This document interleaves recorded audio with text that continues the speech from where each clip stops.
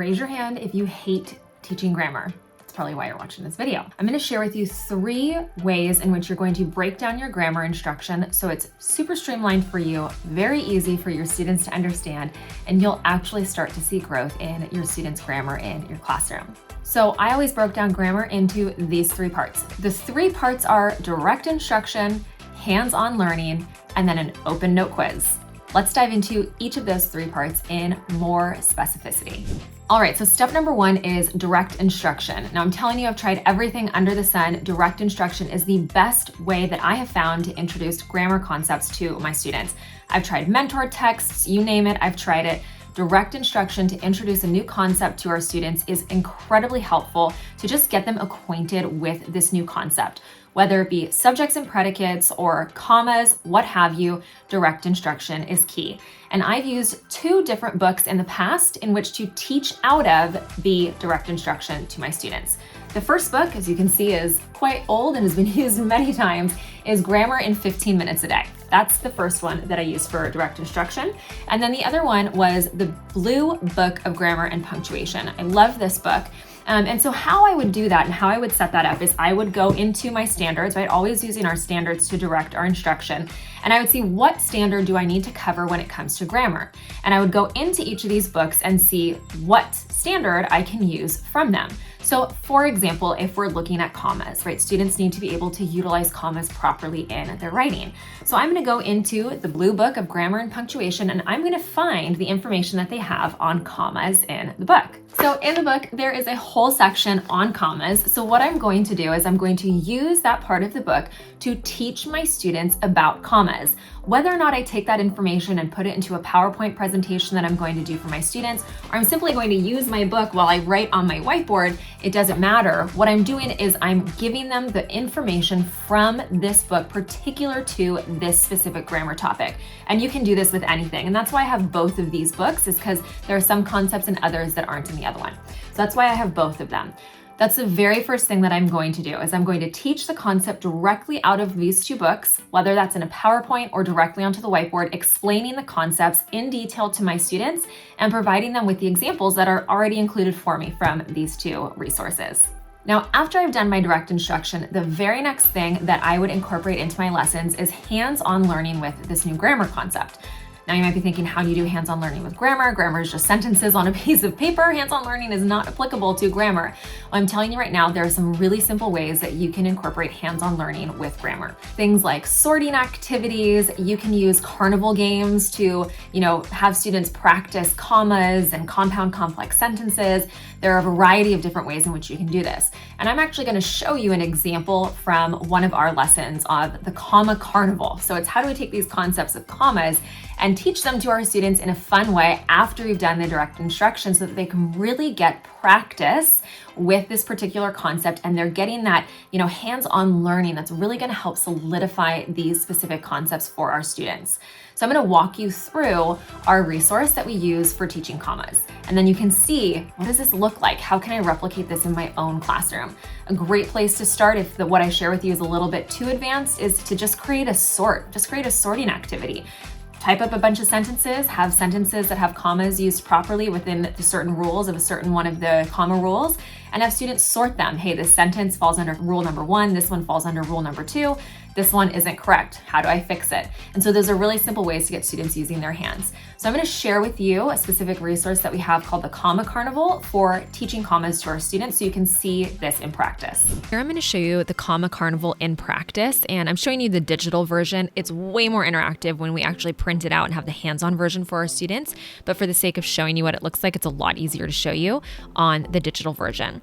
So in this instance, our Comma Carnival includes 6 different activities or games at the carnival for students to work through different comma rules. So for example, you have can toss or a hot dog eating contest, the duck pond, tic-tac quote, fish list, and pick a lollipop. So you can see all of those different activities here throughout these slides that students will be working through in dealing with commas. So I'm just gonna show you what the can toss looks like so you can kind of see it in practice. And we're also including this exact activity for you where you're watching this so you can download it and use it with your students as well. But I just wanna show you this so that you can see what you can also do for other types of grammar concepts that you would be teaching to your students.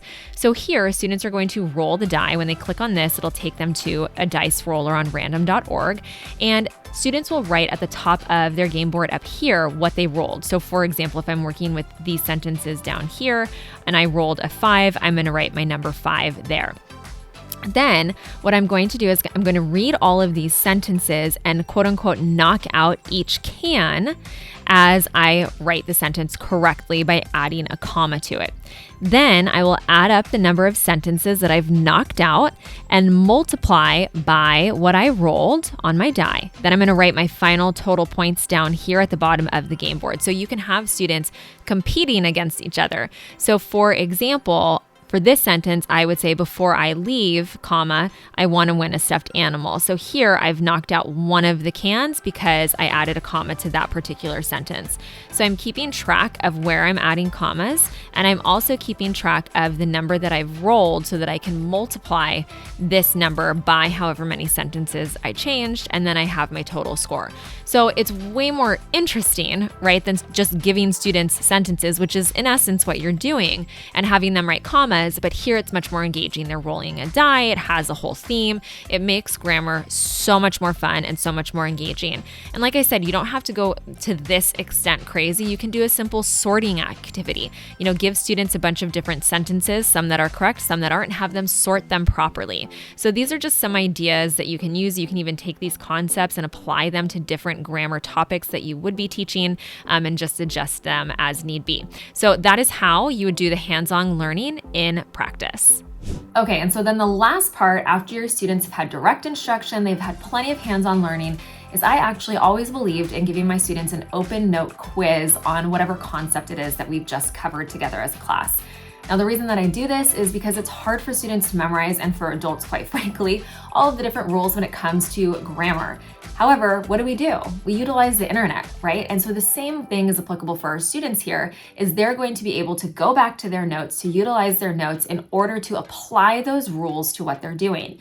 Well, the way in which we can now give students actual real world or real life examples of how to incorporate this specific skill that they've learned outside of an open note test is whatever writing assignment you have coming up next, you're going to incorporate that specific grammar concept into the writing concept that you're teaching next.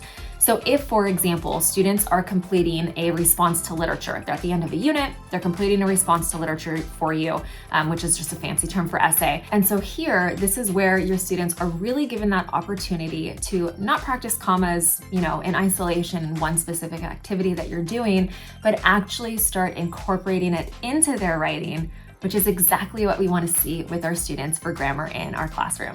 So to reiterate everything, direct instruction, hands-on learning, open note quiz, and then again, make sure that you incorporate it into whatever writing activity you are doing with your students.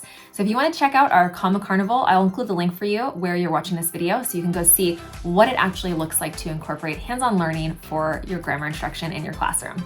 And if you haven't subscribed to our channel, make sure that you hit subscribe so that you can be filled in on more ELA tips and strategies that are going to make a difference for your students, engage them in their learning, and also help you be that teacher that you've always wanted to be and really help you up your game in the classroom.